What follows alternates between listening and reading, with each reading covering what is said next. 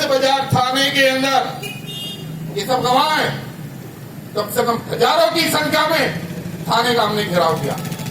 उन 65 लोगों के माध्यम से लिखित में एसी की कंप्लेंट कराई, SC एक्ट में इसके खिलाफ मुकदमा दर्ज किया जाए, लेकिन ऐसा कभी हुआ नहीं। आपने भी नहीं कभी सुना होगा। तो SHO ने भी सोचा पता नहीं क्या बवाल आ गया, उसने मुकदमा नहीं लिखा। 1 महीना हो गया, 1.5 महीना हो गया, फिर DCP के पास गए, उसने भी इन बातों को हल्के में लिया। वो केस उठा करके हमने सीधा हाई कोर्ट में लगा दिया कि हमारे कहने के बावजूद भी हमारे कर्मचारियों के उत्पीड़न के खिलाफ असिस्टेंट कमिश्नर चूंकि IAS है, उसके खिलाफ FIR नहीं लिखी जाती। समझिए नहीं मेरी बात।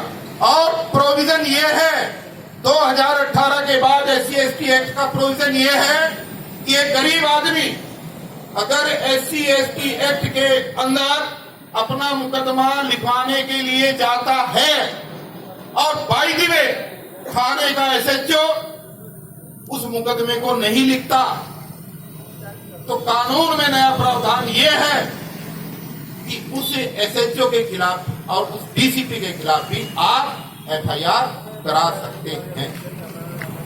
बहुत सारे थाने वालों को भी नहीं पता है ये चीजें। जब हमने एप्लीकेशन लगाई कि DCP के खिलाफ और SHO के खिलाफ FIR की जाए, जिन्होंने FIR नहीं लिखी, तो अब उनको जो है पेचिश लगे हुए हैं। अब वो पीछे पीछे घूम रहे हैं। अभी 28 तारीख की डेट थी, DCP कह रहे यार वो तो जो हुआ तो हुआ, फिर हमें क्यों लपेट रहे हो? हमें लपेट रहे हो जब तुम हमारे जैसे कानूनविद लोगों को FIR नहीं लिख रहे, तो मेरी झोपड़ी का गरीब आदमी अगर तेरे पास आएगा तो कैसे उसकी FIR लिखेगा? तो एक तो सबक दिलवाना पड़ेगा। दूसरा उदाहरण, अभी 28 तारीख को हम सब लोग गए थे दिल्ली यूनिवर्सिटी के अंदर। वहां पर वाल्मीकि समाज की एक हमारी बहन रीतू सिंह, डॉक्टर रीतू सिंह, जो प्रोफेसर है यूनिवर्सिटी के अंदर, उसको झूठी कंप्लेंट दे करके टर्मिनेट करा दिया। वहां के प्रिंसिपल ने दौलत राम कॉलेज के प्रिंसिपल ने, और अप्रूवल किसने दी? दिल्ली यूनिवर्सिटी के रजिस्ट्रार ने, जो सबसे बड़ा अधिकारी होता है।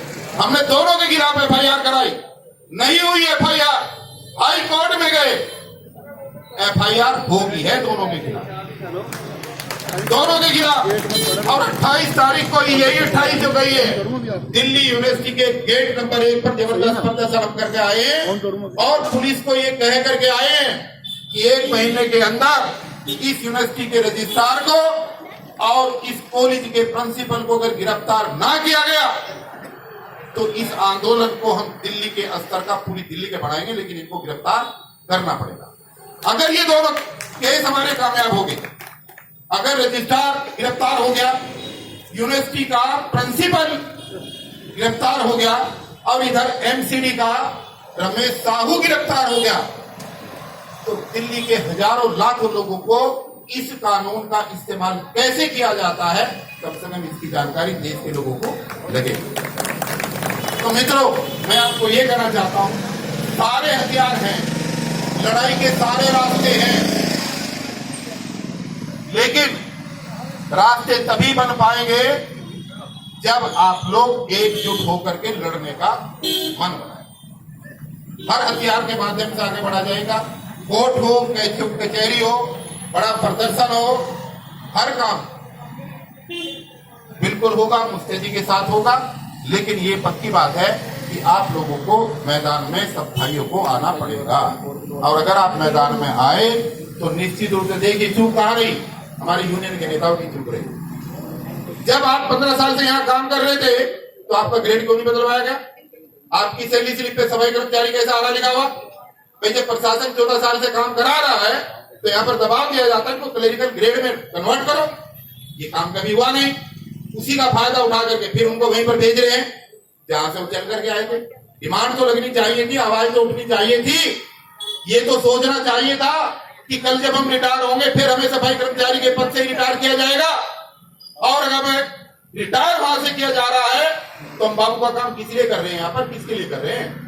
लेकिन हम लोगों के कहीं ना कहीं छोटे मोटे लालच होते हैं, जिसकी वजह से कानूनी लड़ाई को हम समय रहते हुए नहीं लड़ पाते। तो मेरी आप लोगों से गुजारिश है, देखिए समझदार लोग दीपक जी समझदार लोग सारे नहीं हुआ करते।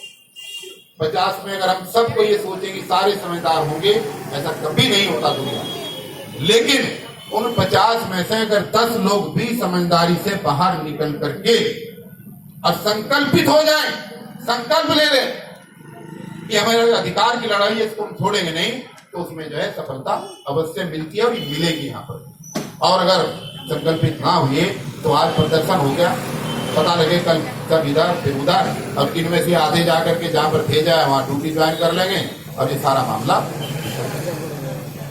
तो सामाजिक तालमेल बना करके रखना और नेताओं को अपना तालमेल बनाना बहुत जरूरी है, क्योंकि समाज के बेड़ा गर्क होने के पीछे का सबसे बड़ा कारण दिल्ली नगर निगम में अगर है तो नेताओं का आपसी तालमेल ना होना।